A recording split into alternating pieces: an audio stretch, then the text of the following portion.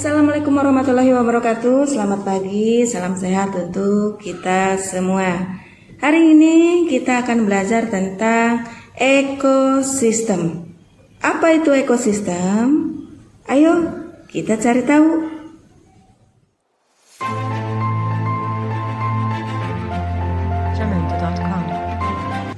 Bagian hidup dan tak hidup pada sebuah lingkungan saling berinteraksi dan saling bergantung satu sama lain. Interaksi antara makhluk hidup dan benda-benda tak hidup pada sebuah lingkungan disebut ekosistem.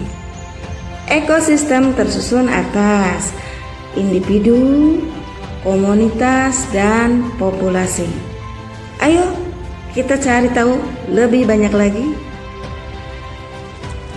Sebuah lingkungan terdiri atas bagian yang hidup atau disebut biotik dan bagian tak hidup atau abiotik.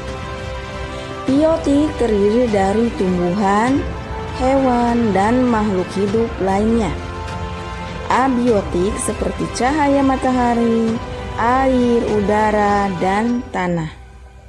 Cahaya matahari dapat menghangatkan udara, air, dan tanah agar mencapai suhu yang sesuai kebutuhan hidup makhluk hidup. Cahaya matahari dapat membantu fotosintesis pada tumbuhan. Air hujan akan meresap ke dalam tanah dan air tanah ini akan dimanfaatkan oleh tumbuhan yang hidup di atas tanah dan hewan kecil lainnya juga hidup di dalam tanah.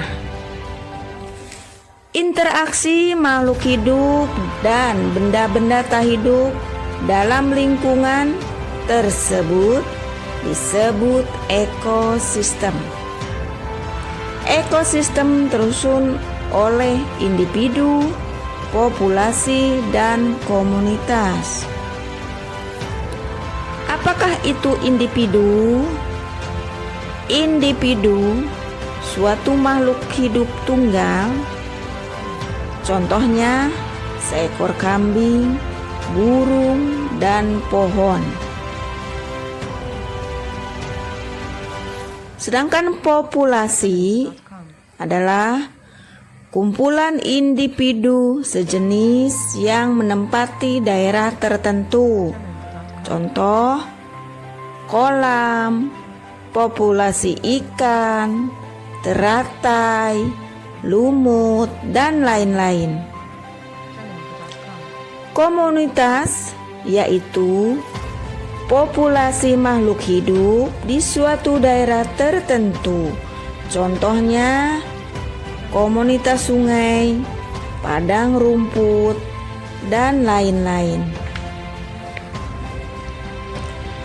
Jenis-jenis ekosistem terdiri dari ekosistem alami dan buatan. Ekosistem alami terdiri dari ekosistem air dan daratan.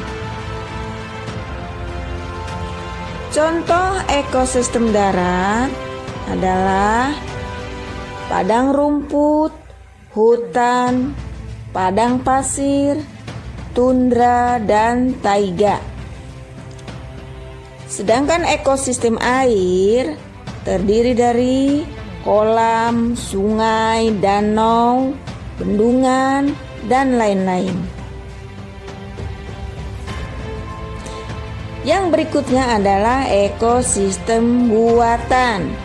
Merupakan ekosistem yang sengaja dibuat manusia untuk memenuhi kebutuhan hidupnya.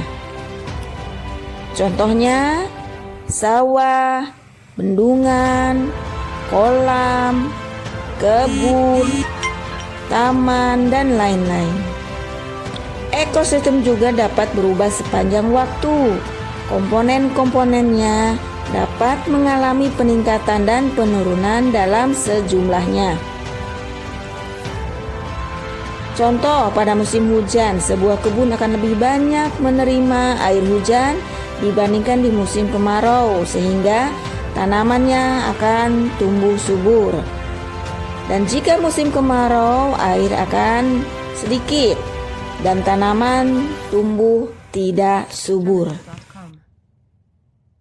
Sekian tadi pembelajaran untuk hari ini, semoga bermanfaat. Wassalamualaikum warahmatullahi wabarakatuh.